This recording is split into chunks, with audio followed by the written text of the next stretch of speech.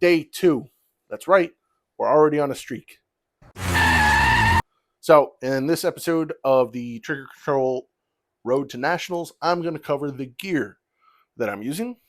And I guess we should start off with the belt. So the belt, I'm actually in the middle of replacing the inserts, moving from a Shadow 2 to a Glock insert. We'll just start with the mag pouches because they're in screen. Using the CR Speed Sidewinders with a Double Alpha Lynx belt. This is a Never Miss Industries hanger with a modified Blackhawk Omnivore. GX Products. This is their ratchet system, or their ratchet clamps for the belt. And then some homemade magnet that a friend made. The guns. Well, I was going to shoot Production Nationals, and then I decided that I'm just going to have fun. And when they added limited optics, I decided I should shoot limited optics. Especially because my buddy that's going with is his very first Nationals. He's shooting limited optics. So it should be fun. The guns I'm using, you guys probably saw this coming. The Stealth Arms Platypus. So, Bumblebee and Genie. Bumblebee will be the main gun. Delta Point Pro, 2.5-ish pound trigger, ambi safety, prototype brass magwell, 2-piece tungsten guide rod.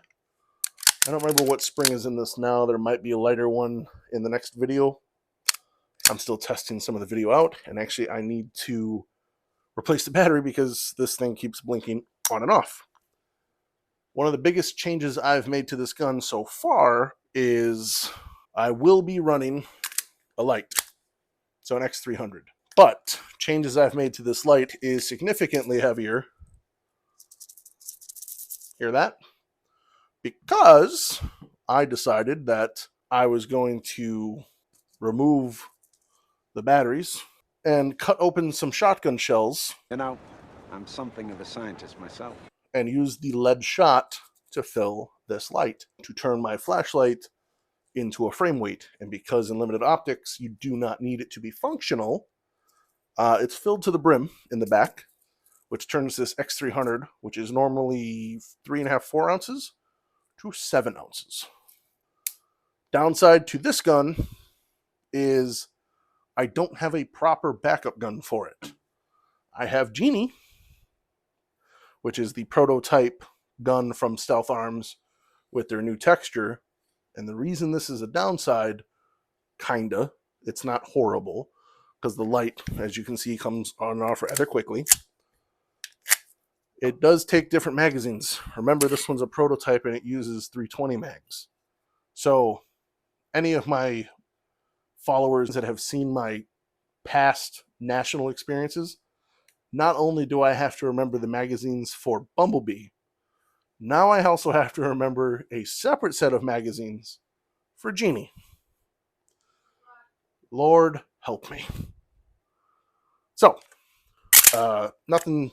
Genie is pretty much the same. Speaking of the magazines, factory Glock mag, Terran base pads, factory 320 mags, and it'll be a mix of Terran base pads and factory 17s with Hennings.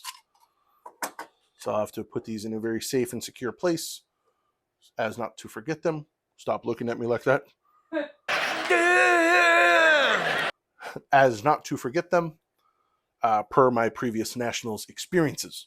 What's kind of cool about this is Stealth Arms has released a Platypus this year, 2023. They released it at SHOT Show. We were among the first people to test these guys and then go to their first Nationals in their first year of production. And I'm very excited to be able to use them, abuse them, and show them to everyone. English, motherfucker, do you speak it? Yes. And show them to everyone else. Guys, we're on a roll. We're on a streak. Day 2. See you tomorrow for Day Trey. Later.